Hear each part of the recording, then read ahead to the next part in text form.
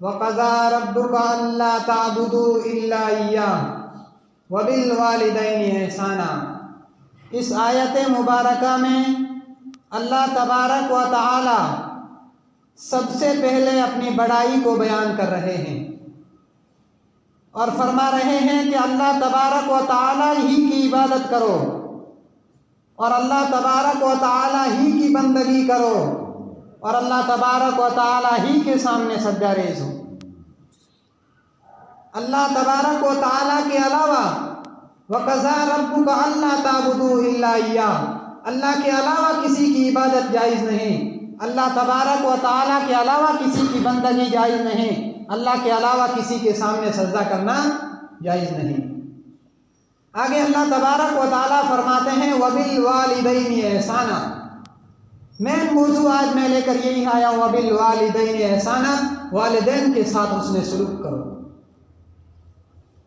اللہ کے نبی علیہ الصلوۃ والسلام کی تعلیم کو اٹھا کر دیکھو۔ اللہ کے نبی علیہ الصلوۃ والسلام کے پاس ایک آدمی آتا ہے اور آ کر کہتا ہے کہ اللہ کے نبی، میرا باپ مجھے پوچھتا نہیں ہے، بغیر پوچھے میرا مال خرچ کر دیتا ہے۔ اللہ کے نبی علیہ الصلوۃ والسلام نے فرمایا، حکم دیا کہ ذرا جاؤ اس کے والدین کو بلا کے لاؤ۔ جب اس کے والد کے کانوں میں یہ آواز پڑی کہ اللہ کے نبی علیہ الصلوۃ والسلام تمہیں بلا رہے ہیں اور تمہارے بیٹے نے تمہاری شکایت کی اللہ کے نبی علیہ الصلوۃ والسلام سے، وہ آدمی وہاں سے چلا اور دل ہی دل میں رنج و غم افسردہ اور دل غمگین ہو کر وہاں سے چلا۔ اللہ کے نبی علیہ الصلوۃ والسلام کی خدمت میں حاضر ہونے کے لیے چلتا راستے میں چل رہا گئے اور اس کے دل میں یہ خیال آتا گئے اور اس کے دل میں یہ گمان آتا گئے اور اس کے دل میں کچھ خیالات آتے ہیں، کچھ شعر آتے ہیں۔ عرب کے زمانے میں شاعری عام تھی، لوگ شاعری کی بہت زیادہ شوقین تھے۔ وہ آدمی اللہ کے نبی علیہ الصلوۃ والسلام کی خدمت میں حاضر ہو رہا ہے اور راستے چلتے چلتے اس کے دل میں کچھ خیال آئے اور اس نے شاعری میں اس کو شکل دی ہے۔ ادھر جبریل امین علیہ الصلوۃ والسلام اللہ کے نبی علیہ الصلوۃ والسلام کے پاس تشریف لائے اور آ کر کہنے لگے، او محبوب کریم صلی اللہ تعالیٰ علیہ وسلم، اللہ تبارک و تعالیٰ یہ ارشاد فرماتے ہیں اور کہہ رہے ہیں، اللہ کے نبی علیہ الصلوۃ والسلام کو جا کے کہہ دو جو شخص تمہاری خدمت میں حاضر ہو رہا ہے اس شخص کی بات کو بعد میں سننا، پہلے اس شخص سے یہ بھی سننا کہ راستے میں آتے ہوتے تو دل میں کیا سوچ رہا تھا۔ اللہ کے نبی، اللہ تعالیٰ کہتے ہیں کہ اللہ کے نبی کو کہنا کہ وہ شخص جس کو تم نے اپنی خدمت میں بلایا ہے اس کو پہلے یہ پوچھنا کہ تو راستے میں آتے آتے کیا سوچ رہا تھا، تو کیا سوچ رہا تھا، تیرے دل میں کیا خیال آیا تھا۔ وہ آدمی اللہ کے نبی علیہ الصلوۃ والسلام کی خدمت میں آ کر کہنے لگا، یا رسول اللہ لبیک، اے اللہ کے رسول میں حاضر ہوں۔ اللہ کے نبی علیہ الصلوۃ والسلام نے فرمایا، او چچا تیری بات میں بعد میں سنوں گا، تیرا مسئلہ میں بعد میں سن جاؤں گا، پہلے مجھے یہ تو بتا تو راستے میں آتے آتے کیا سوچ رہا تھا۔ وہ بوڑھا آدمی، اس کی آنکھوں میں آنسو آنے لگے، وہ کہنے لگا، اللہ کے نبی صلی اللہ علیہ وسلم، ابھی میرے خود کے کانوں نے وہ بات نہیں سنی جو میں دل میں سوچ رہا تھا، میرے دل میں ایک خیال آیا تھا اور نکل گیا میرے دل سے۔ اللہ کے نبی صلی اللہ تعالیٰ علیہ وسلم کہنے لگے، او چچا مجھے وہ ذرا بتا تو کیا سوچتے آ رہا تھا۔ عربی زبان اتنی میٹھی زبان ہے کہ وہ آدمی اللہ کے نبی علیہ الصلوۃ والسلام کو وہ شعر سنا رہا ہے جس کا ترجمہ یہ ہے،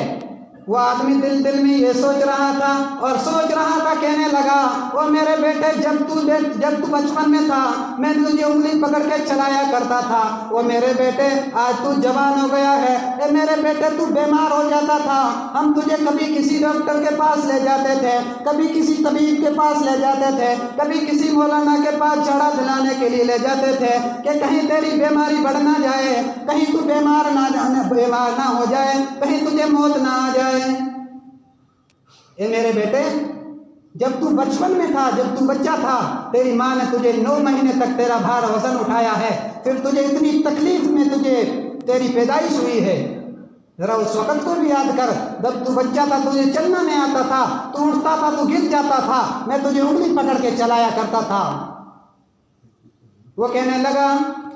آگے وہ بیان کرتا اللہ کے نبی علیہ السلام، میں نے اپنی زندگی میں نے تکاری پاؤنے کی مزدوری کی، میں نے کمرے میں کام کیا، اتنی دھوپ میں، گرمی میں، سردی میں نے جو کچھ کمایا میرے بیٹے کے لیے کمایا، جو کچھ میں نے پوری زندگی کھپا دی اپنے بیٹوں کے لیے کمایا کیا میرے، تاکہ میرے بیٹوں کو ٹھنڈی سائے مل جائے، میرے بیٹے زندگی آرام سے گزار لیں۔ وہ بڑا آدمی وہ بیان کر رہا تھا اور اس کی آنکھوں سے آنسو بہ رہے تھے۔ اس کے درد کو اللہ کے نبی علیہ السلام نے سمجھ لیا۔ اللہ کے نبی صلی اللہ علیہ وسلم کی آنکھوں میں آنسو آ گئے اور وہ کہنے لگا، اللہ کے نبی صلی اللہ علیہ وسلم، میں نے پوری زندگی میں محنت و مشقت کی، میں نے پوری زندگی دن رات ایک کر کے میں نے مال کو اکٹھا کیا، میں نے گھر بار بنایا میرے بیٹے کو بسانے کے لیے، تاکہ میری زندگی کی اب آخری لمحات ہوں گے، میرا بڑھاپا ہوگا اور میرے بچے کی جوانی ہوگی۔ میرا یہ سپنا تھا کہ میں اپنے بچے کی جوانی میں میرے بڑھاپا گزار دوں گا۔ اللہ اکبر۔ باپ یہ سوچ رہا تھا کہ میرا بڑھاپا ہوگا اور میرے بچے کی جوانی ہوگی، میں اپنے بچے کی جوانی میں اپنا بڑھاپا گزار کر دنیا کو چھوڑ کر چلا جاؤں گا۔ افسوس آج میرا بیٹا تمہارے پاس یہ شکایت لے کر آیا ہے کہ میرا باپ مجھے بغیر پوچھے میرا مال خرچ کر دیتا۔ اللہ کے نبی علیہ السلام کھڑے ہو کر غصے کی حالت میں کہنے لگے، وہ لڑکے جو کچھ تیرے پاس ہے یہ تیرے والدین کے صدقے طفیل تجھے ملا ہے۔ کہنے لگے کہ تیرے والدین نے پوری زندگی کمایا ہے، تیرے لیے گھر بنایا، رہنے کے لیے تیری شادی کی، اتنا سارا خرچہ کرنے کے باوجود تو میرے پاس یہ شکایت لے کر آیا کہ میرے والدین مجھ سے پوچھتے نہیں۔